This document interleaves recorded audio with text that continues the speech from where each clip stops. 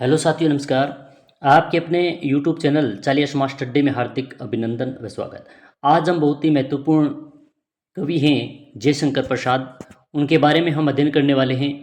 और हर भर्ती परीक्षा की दृष्टि के हर भर्ती परीक्षा की दृष्टि से और प्रतियोगिता परीक्षाओं की तैयारी करने वाले जो भी विद्यार्थी हैं उन सभी के लिए जयशंकर प्रसाद महत्वपूर्ण है, क्योंकि जयशंकर प्रसाद वो छायावाद के प्रमुख स्तंभ माने जाते हैं। तो उसी में ये लगता है। और कक्षा 10 में आत्मकथ्य कविता उनकी लगती है, कक्षा 12 में देवसेना का गीत और कर्णवालिया का गीत, ये कविताएं उनकी लगती है। तो कक्षा 10 और 12 की दृष्टि से तो कवि परिचय और साहित्य परिचय की दृष्टि से महत्वपूर्ण हो गए। और प्रतियोगिता परीक्षा तैयारी करने वाले विद्यार्थियों के लिए उनकी रचनाएं महत्वपूर्ण हैं। आप देखेंगे इनकी सभी रचनाएं और उनका जन्म वो ट्रिक के माध्यम से याद करेंगे। किन किन नाम से जाना जाता है, कौन सी महत्वपूर्ण बातें हैं, और उनकी ट्रिक के माध्यम से उनकी रचनाएं कौन कौन सी है, और उनकी भाषा शैली कैसी है, इन सब के बारे में आज हम चर्चा करने वाले हैं इस क्लास के माध्यम से। तो आशा करते हैं कि क्लास आपको बहुत अच्छी लगेगी। अच्छी लगे तो लाइक करें, शेयर करें, और ज़्यादा से ज़्यादा अपने साथियों को इस यूट्यूब चैनल के माध्यम से जोड़ें, उनके पास क्लास भेजें। तो जयशंकर प्रसाद है, देवसेना का गीत, कर्णवालिया का गीत और आत्मकथ्य इनकी महत्वपूर्ण कविताएं हैं। अब जयशंकर प्रसाद के जन्म हमें अगर निकालना है तो 1889 ईस्वी में वाराणसी उत्तर प्रदेश में हुआ। सीधा याद करें तो बहुत ही अच्छी बात है, अगर सीधा याद नहीं करें तो जय बोलनी है भगवान शंकर की, और जय बोलेंगे तो 9 रुपये का प्रसाद चढ़ाएंगे। 9 रुपये का जब प्रसाद चढ़ाएंगे तो ठाट आएंगे, इसलिए 2 बार 8 आएंगे। तो 1889 में उनका जयशंकर प्रसाद जी का जन्म हुआ। पिता देवी प्रसाद उनके पिता थे, जो सुंगनी साहू परिवार में जयशंकर प्रसाद का जन्म हुआ था। तंबाकू के व्यापारी थे, अच्छे खासे परिवार से आते हैं जयशंकर प्रसाद। माता का नाम मुन्नी देवी है। छायावाद युग के प्रमुख स्तंभ माने जाते हैं जयशंकर प्रसाद, यानी छायावाद था तो उसके प्रमुख स्तंभ माने जाते हैं, तो जयशंकर प्रसाद माने जाते हैं। जयशंकर प्रसाद के अनेक अन्य नाम भी हैं। जैसे बात करें तो झारखंडी, कलाधर और प्रेम और सौंदर्य के कवि। ये पूछा गया है, कई बार पूछे जाते हैं प्रेम और सौंदर्य के कवि कौन है, तो जयशंकर प्रसाद है, वो प्रेम और सौंदर्य के कवि माने जाते हैं। छायावाद के अंदर ब्रह्मा माने जाते हैं। छायावाद था उसके अंदर ब्रह्मा के रूप में उन्हें जाना जाता है, पहचाना जाता है जयशंकर प्रसाद को। इन्होंने संस्कृत, हिंदी, फारसी का अध्ययन किया जयशंकर प्रसाद ने। इनका जो आरंभिक जीवन अत्यंत संघर्षमय था, मगर स्वयं अध्ययन के द्वारा अच्छा कार्य किया, उन्होंने आगे बढ़े। और महाकवि जयशंकर प्रसाद बहुमुखी प्रतिभा के धनी माने जाते हैं। जयशंकर प्रसाद की महत्वपूर्ण रचनाएं और ट्रिक के माध्यम से एक लाइन याद करनी है। ग्राम आरा के चंद्र प्रकाश काका झील से धुएं पर आज गए। एक लाइन अगर आप याद करते हो तो सभी रचनाएं याद होगी। ग्राम से ग्राम कविता, आ से आंसू, रा से राशिरी, और के साइलेंट रखना है, चंद्र से चंद्रगुप्त और चित्राधार। प्र से बनेगा प्रेम पथिक, का से बनेगा कामायनी, और से बनेगा समुद्रगुप्त। काका से बनेगा कानन कुसुम और कुणाल्य, झील से बनेगा झरना, और ल से बनेगा लहर। से और साइलेंट रखना है ध्रुव, ध्रु से बनेगा ध्रुव स्वामिनी, और वह से बनेगा विशाख, और आज से बनेगा अजासूत्र। ये इनकी जो बहुत ही महत्वपूर्ण रचनाएं एक लाइन के माध्यम से हम इसको देखेंगे।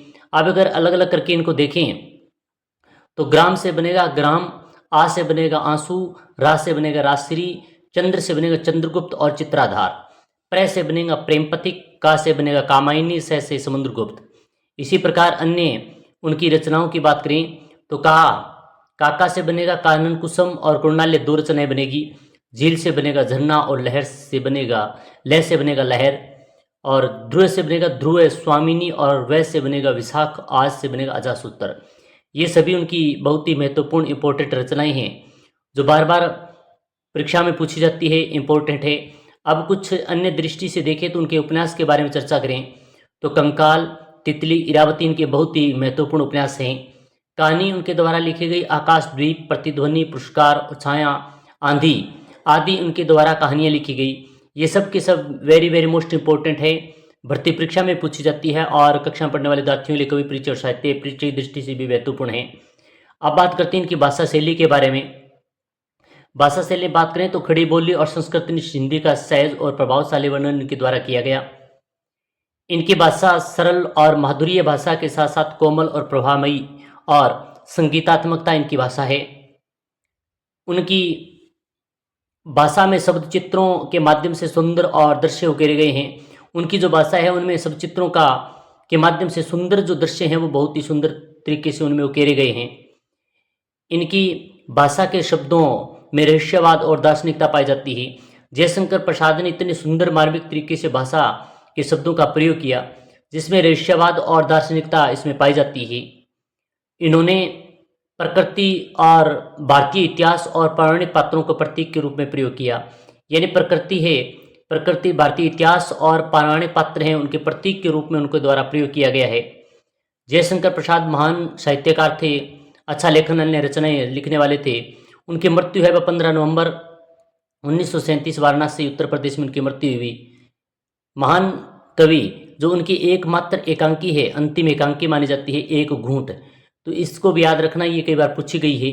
तो एक घूंट नहीं, उन्होंने 3 घूंट पिया था और 3 घूंट पीते ही साथ छोड़कर चले गए। तो 37 में इस प्रकार उनका 1937 में उनकी मृत्यु हुई। इस प्रकार हम निकाल सकते हैं। तो हमने भाषा शैली के बारे में, उनकी कहानी, उपन्यास और नाटक के बारे में आदि हमने चर्चा की है। क्योंकि ये सभी रचनाएं हैं बहुत ही महत्वपूर्ण, इंपॉर्टेंट है। उनके जीवन से संबंधित उनके कौन कौन सी रचनाएं, जैसे देवसेना का गीत और कर्णवालिया का गीत, ये कक्षा 12 जो हिंदी साहित्य इसमें लगती है। आत्मकथ्य जयशंकर प्रसाद की रचना, ये कक्षा 10 में इनकी लगती है। और उनका जन्म हमने किस प्रकार से निकाला था कि 1889 ईस्वी में जय बोलनी है भगवान शंकर की, 9 रुपये का प्रसाद चढ़ाना है, 9 रुपये का प्रसाद चढ़ाएंगे तो ठाट आएंगे, इसलिए 2 बार 8 आएंगे। जयशंकर प्रसाद एक ही है जयशंकर। तो 1889 ईस्वी वाराणसी उत्तर प्रदेश में इनका जन्म हुआ, इस प्रकार निकाला। पिता का नाम देवी प्रसाद। ये महत्वपूर्ण बात है कि छायावाद युग के प्रमुख स्तंभ माने जाते हैं जयशंकर प्रसाद, ये बहुत ही महत्वपूर्ण है। उनके उपनाम भी हैं झारखंडी, कलाधर, प्रेम और सौंदर्य के कवि, इंपॉर्टेंट है, कई बार पूछा गया है। प्रेम और सौंदर्य के कवि कौन है? जयशंकर प्रसाद। और सबसे अच्छी बात एक और है कि छायावाद को ब्रह्मा माने जाते हैं तो जयशंकर प्रसाद माने जाते हैं। और आपके लिए एक प्रश्न है, छायावाद के महेश कौन है? इनका उत्तर आप कमेंट के माध्यम से अवश्य बताएं। क्लास अच्छी लगी होगी और अच्छी लगी तो लाइक करें, शेयर करें, क्योंकि ये सभी क्लासें आप सभी के लिए महत्वपूर्ण हैं। हमने जितने भी कवि परिचय हैं, साहित्य परिचय है, जो इस यूट्यूब चैनल के माध्यम से करवा रहे हैं, प्ले लिस्ट बनी हुई है 9, 10, 11, 12 के महत्वपूर्ण कवियों के नाम से, तो आप उसे देखें। इसके अलावा हिंदी व्याकरण जो नोट्स टाइप हमने इस यूट्यूब के चैनल पर हमने करवा रखी है, तो वो भी अवश्य देखें। ज़्यादा से ज़्यादा अपने साथियों के साथ क्लास को शेयर करें, ज़्यादा से ज़्यादा अपने साथियों के साथ भेजें। तो आशा करते हैं कि क्लास आपको बहुत अच्छी लगी होगी। अच्छी लगी तो लाइक करें, शेयर करें। इसी प्रकार की महत्वपूर्ण क्लास के साथ फिर मिलेंगे। जय हिंद, जय भारत।